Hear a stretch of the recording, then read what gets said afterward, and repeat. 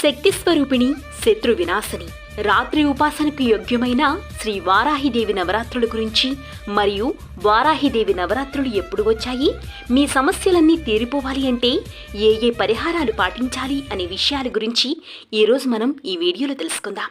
ఈ వీడియోలో చాలా ఆసక్తికరమైన ఇన్ఫర్మేషన్ ఉంటుంది. ఎక్కడ స్కిప్ చేయకుండా చివరి వరకు చూసేయండి. ఇంకెందుకు ఆలస్యం, వీడియోలోకి వెళ్ళిపోదాం రండి. వారాహిదేవి నవరాత్రులు ప్రతి సంవత్సరం ఆషాఢ మాసంలో వస్తాయి. ప్రతి సంవత్సరం కూడా ఆషాఢమాసం శుక్లపక్షం పౌర్ణమి తిథి నుండి నవమి తిథి వరకు ఈ నవరాత్రులు జరుపుకుంటారు. వీటిని గుప్త నవరాత్రులు అని, ఆషాఢ నవరాత్రులు అని మరియు వారాహిదేవి నవరాత్రులు అని అంటారు. ఏ పేరుతో పిలిచినా ఇవన్నీ కూడా ఒకటే. ఆషాఢ మాసంలో వస్తాయి కాబట్టి ఆషాఢ నవరాత్రులు అని, గుప్తంగా అంటే ఎటువంటి ఆడంబరాలు లేకుండా అమ్మవారిని పూజిస్తారు కాబట్టి వీటిని గుప్త నవరాత్రులు అని, ఇక ఈ పూజ వారాహి అమ్మ కోసం చేస్తారు కాబట్టి వారాహి నవరాత్రులు అని అంటారు. ఈ 9 రోజులు కూడా చాలా శక్తివంతమైన రోజులు. వారాహిదేవి యొక్క అనుగ్రహం పొందాలి అంటే ఈ 9 రోజులు కూడా అమ్మవారిని నిష్ఠగా పూజిస్తే అమ్మవారి అనుగ్రహం శీఘ్రంగా లభిస్తోంది. ఎటువంటి సమస్యల్లో ఉన్నా ఆ సమస్యల నుంచి గట్టెక్కించే తల్లి వారాహి తల్లి. వారాహిదేవిని పూజించాలి అంటే మామూలు విషయం కాదు. భక్తి శ్రద్ధలతో ఆచరించాలి. ఈ సంవత్సరం ఈ శక్తివంతమైన వారాహి నవరాత్రులు ఎప్పుడు వచ్చాయి అంటే ఆషాఢ మాసం ప్రారంభమైన తేదీ నుండి ఈ నవరాత్రులు ప్రారంభమవుతాయి. అంటే జూన్ 26 గురువారం నుంచి ప్రారంభమై జూలై 4 శుక్రవారానికి ముగుస్తాయి. ఈ 9 రోజులు కూడా అమ్మవారికి భక్తి శ్రద్ధలతో పూజల్ని ఆచరించాలి. అయితే 9వ రోజు శుక్రవారం వచ్చింది కాబట్టి పూజాస్థలం నుంచి అమ్మవారి యొక్క చిత్రపటాన్ని కానీ, పూజాపీఠాన్ని కానీ, కలశ స్థాపన కానీ కదల్చకూడదు. అంటే శుక్రవారం రోజున ఉద్వాసన చెప్పకూడదు. మరుసటి రోజు శనివారం రోజున ఉద్వాసన చెప్పవచ్చు.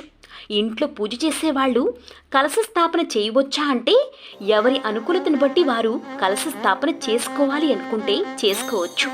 లేదు మేము మామూలుగానే పూజ చేసుకుంటాము అంటే ఆ విధంగానూ చేసుకోవచ్చు. అమ్మవారు ఆడంబరాలు చూడరు, భక్తి ప్రధానం. భక్తి శ్రద్ధలతో అమ్మవారిని పూజిస్తే అమ్మవారి అనుగ్రహం తప్పకుండా లభిస్తోంది. ముఖ్యంగా చాలా మందికి ఉండే సందేహం, అమ్మవారి యొక్క ఫోటోని ఇంట్లో ఉంచుకోవచ్చా అని. తప్పకుండా ఉంచుకోవచ్చు. ఎటువంటి భయాలు అవసరం లేదు. వారాహి అమ్మవారు శక్తి దేవత, ఉగ్రరూపిణి. అంతేకాని అమ్మవారు శాంతరూపిణి కూడా.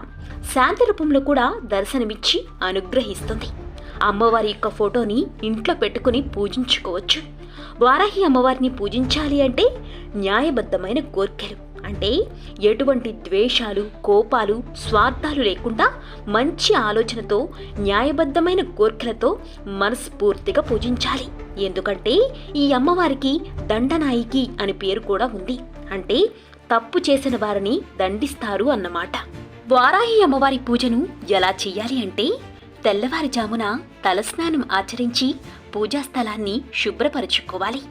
పూజను పూజా మందిరంలో కూడా ఆచరించవచ్చు.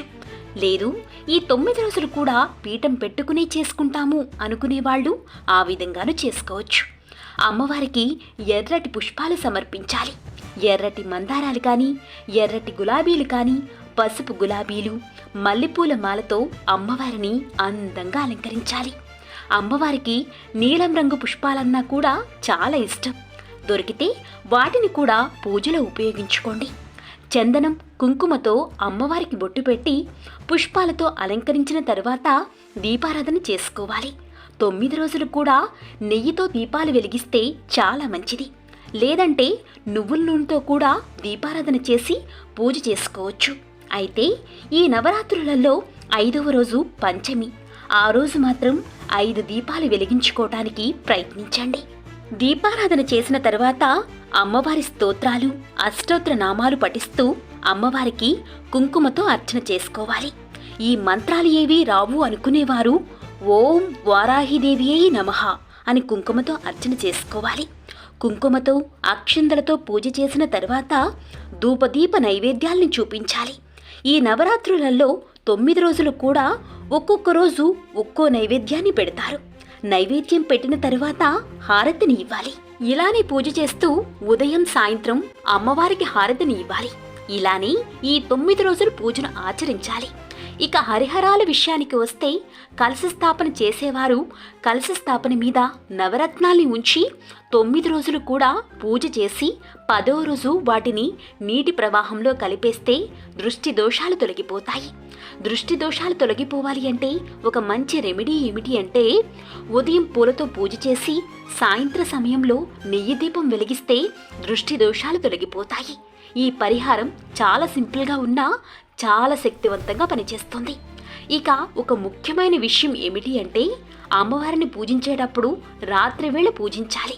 ఈ వారాహి అమ్మవారిని నిషిదేవత అని అంటారు. ఇక కాశీ నగరంలో అమ్మవారు రాత్రివేళ నగర సంచారం చేస్తుంది. అమ్మవారికి రాత్రివేళ పూజ చేస్తే చాలా మంచిది. రాత్రి సమయం అంటే సాయంత్రం 6 గంటల నుంచి 9 గంటల వరకు ఉన్న సమయంలో అమ్మవారిని పూజించాలి.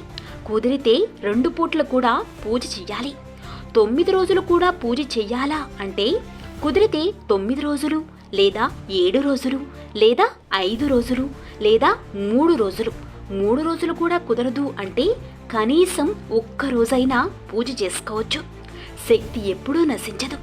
ఆమె రూపాలు మారతాయే కానీ ఈ 9 రోజులు కూడా ఆమె శక్తి మాత్రం ఒక్కటే. అయితే అమ్మవారిని నమ్మితే మన ఇంట్లో మన మనస్సులో కొలువై ఉంటుంది. ఈ నవరాత్రులలో అమ్మని ఒక్కసారైనా హృదయపూర్వకంగా పూజిస్తే మీ సమస్యలన్నీ తొలగిపోతాయి.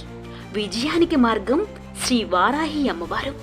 జై వారాహి మాత అని కామెంట్ చేసి లైక్ చేసి సబ్స్క్రైబ్ చేసుకోండి.